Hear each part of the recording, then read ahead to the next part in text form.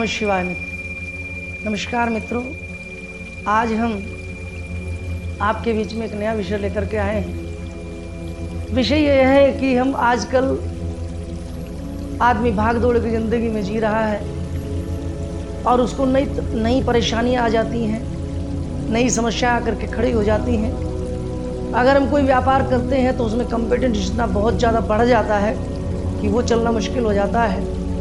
हम किसी पद पर हैं तो वहाँ पर बराबर वाले या सामने वाला इस तरह व्यक्ति आकर के बैठ जाता है जो हमें काम करने नहीं देता। और अगर हम किसी राजनीति में हैं तो राजनीति में तो आप जानते हैं प्रतिद्वंदी कितने होते हैं। अगर हम कहीं विशेष परिस्थितियों में फंस जाते हैं, जैसे मुकदमे आदमी फंस गए या और चीज़ों में फंस गए, तो ऐसे विषय में हमें क्या करना चाहिए। देखो, ये संकटकालीन उपाय है। मैं आपको इस विषय में बात करते हैं आज। हमारे यहाँ तंत्र में 10 महाविद्याएं कही गई जो काली से शुरू होकर के कमला तक चली जाती हैं। उनमें से एक विद्या है, महाविद्या है बगलामुखी। माँ बगलामुखी क्या है? माँ बगलामुखी के बारे में वैसे तो बहुत सारे लोग बता रहे हैं, बहुत सारे लोग कर रहे हैं, बहुत सारे लोग साधना भी करा रहे हैं, बहुत सारे लोग आपको समझा भी रहे हैं, बता भी रहे हैं। लेकिन मैं ये कहूँगा कि एक विद्या एक ऐसी विद्या है जब हम विशेष परिस्थिति में फंस जाते हैं। इमरजेंसी में क्या होता है? इमरजेंसी में कुछ नहीं देखा जाता, ना तो वार देखा जाता है, ना उसमें तिथि देखी जाती है, ना उसमें कोई भी मुहूर्त सूझ पड़ता है। बस जो भी उपाय में मिल जाते हैं तो हम करते हैं। हमारे यहाँ तंत्र की बहुत सारी पुस्तकें हैं। एक कुंडिका तंत्र में बगलामुखी के जप पर ही विशेष बल दिया गया है। लेकिन मुंडमाल जो तंत्र बुक है, हमारी किताब है, उसके अंदर तो यहाँ तक कहा गया है कि जब आप किसी विषम परिस्थिति में फंस जाएं तो उसमें हम किसी चीज़ का भी ना करते हुए तुरंत हमें इसके जाप में संलग्न हो जाना चाहिए, तुरंत हमें इसकी पूजा पाठ में लग जाना चाहिए। और ये शत्रुओं को ऐसे भगा देती है, ऐसे भगा देती है जैसे गधे के सिर से ऐसी स्थिति ये बना दे।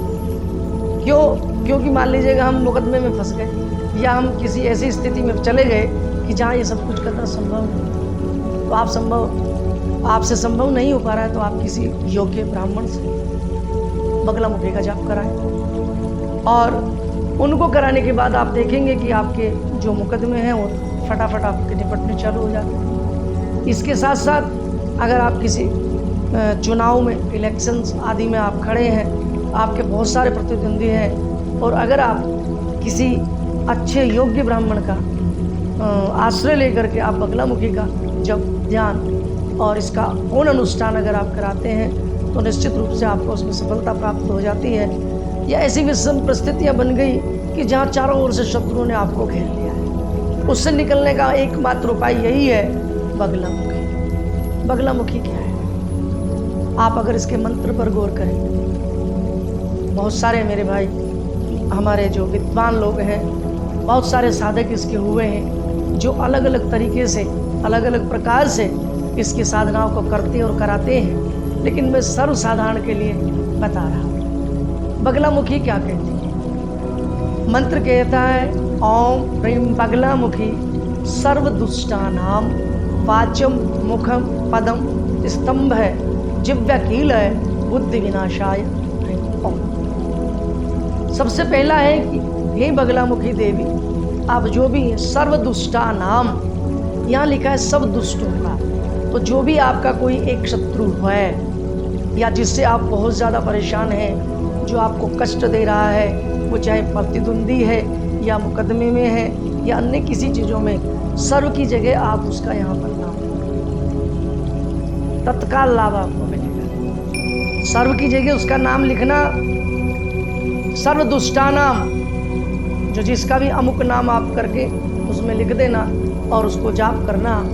वाचम मुखम पदम, वाचम वाणी, मुख, उसके जिह्वा को, उसके पैरों को, उसको सबको स्तंभित कर देना।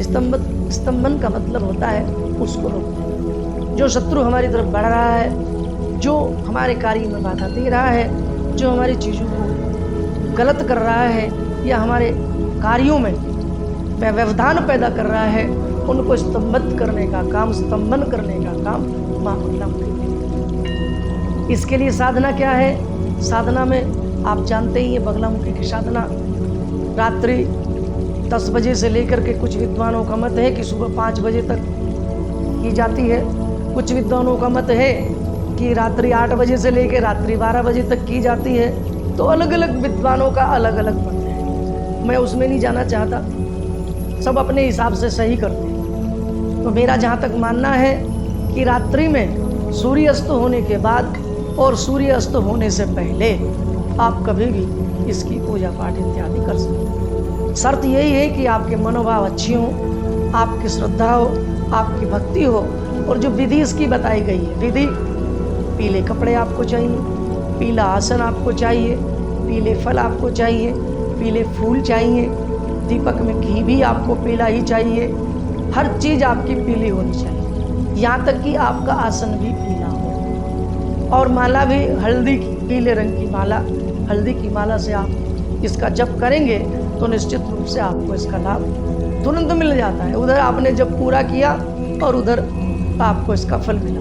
मैंने इसके बहुत सारे अनुभूत प्रयोग किए हैं। हमारे एक साथी थे, एक बार वो झूठे केस में एक व्यक्ति ने उनको फंसा दिया, उनका मेडिकल का काम था, दवाइयों का काम था, किसी ने शिकायत कर दी और वो बेचारे अचानक से उनको पुलिस अरेस्ट करके ले गई। उनकी माताजी मेरे पास आई रोते धोते हुए। हमने समझा जब आपने कुछ किया ही नहीं तो कुछ भगवान करेगा, ठीक करेगा सब। उन्होंने कहा नहीं, कुछ तो करो कि जिससे मेरा बच्चा बाहर आए। तो हमें तो कोई सूझ नहीं पड़ा कि ऐसी विषम परिस्थितियों में हम क्या करें, क्योंकि कोई शुभ मुहूर्त नहीं है, कुछ भी नहीं है। तो हमने क्या किया, माँ बगलामुखी का पूर्ण अनुष्ठान उसके बेटे के निमित्त हमने करना शुरू किया। और आपको जानकर ये ताज्जुब होगा कि जिस दिन हवन होना था 1 सप्ताह के अंदर उसने खुद अपने हाथ से आकर के हवन किया। तो ऐसे मेरे पास बहुत सारे उदाहरण हैं, मैं उन सब में जाना नहीं चाहता। बस श्रद्धा एक ही है कि आप इसको विधि के साथ अगर आप इसको पूरा करने का निश्चय कर लें, संकल्प कर लें या किसी से करा लें तो निश्चित रूप से आपको फल इसका ज़रूर मिलेगा।